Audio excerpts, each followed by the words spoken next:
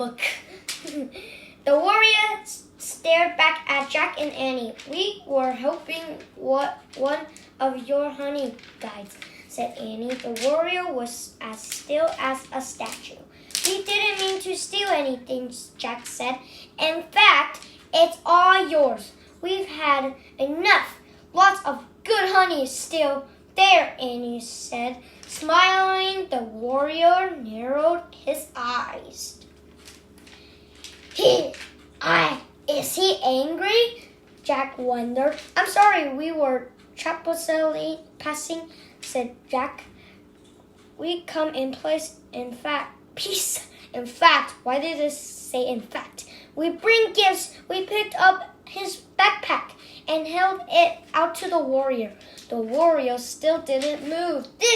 Jack held up this book. "Nothing." Jack reached into his pack. He pulled out the big jar of peanut butter. "Peanut butter!" He pulled out the loaf of bread. "Bread! Hey! How about a peanut butter and honey sandwich?" "Yum!" Annie said. Watching the warrior stared at the food. We'll show you," said Jack. As Jack unwrapped the bread, his hands shook. Next page. Ooh, this part is interesting. Look, there's a picture. Okay, let's read it. Annie opened the jar. "We don't have anything to spread it with," she said. "Use your fingers," said Jack. "Excuse me," Annie said to the warrior. "I have to use my fingers, but they're pretty clean. An elephant just do it," Annie said. Jack. Okay. She spread the peanut butter into a slice of bread with her fingers at the same time. Jack spreaded the honey from the beehive on the other slice. Jack and Annie put their pieces of bread together. "Da," said Annie, handing the sandwich to the warrior. The warrior took the sandwich, but he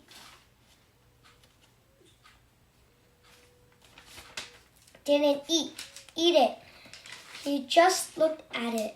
"Let's make sandwiches for us too," Jack said, so he doesn't have to eat alone. They quickly made 2 more sandwiches. "See, like this," said Annie. She bit into her sandwich. Yum."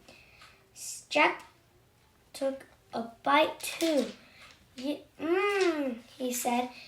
It was really good. Finally, the warrior bit into his sandwich. He chewed slowly. "This is called a picnic," said Annie. They ate their sandwiches in silence. When they finished, Jack screwed the lid back on the peanut butter jar. "Not bad, huh?" he said. The warrior smiled. He had a kind, filled smile. Jack and Annie smiled back at him. Then the warrior turned gracefully and vanished into the trees. "Oh man," said Jack. Part of him wanted to follow the silent warrior through the shadowy forest. "Ready?" Annie asked softly. Jack nodded. Annie started to go. "Wait," said Jack. He put away the peanut butter and bread. "We're going back to the treehouse, right?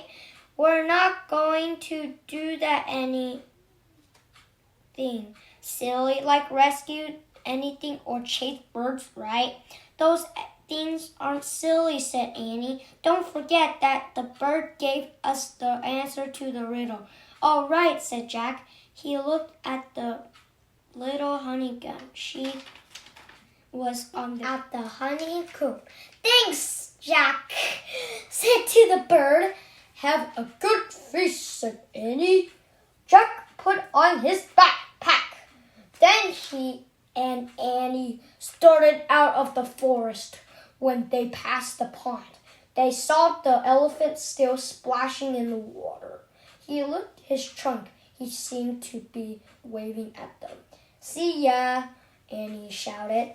Waving back, they rounded the bend in the river, then started through the tall grass. As they walked back toward the tree house, they saw the wild geese in the distance.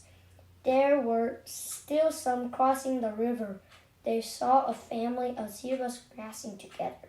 They saw lone giraffes walking from tree to tree, eating the leaves, and they saw a bunch of lions sleeping in the shade of a tree, the same tree that the tree house was in.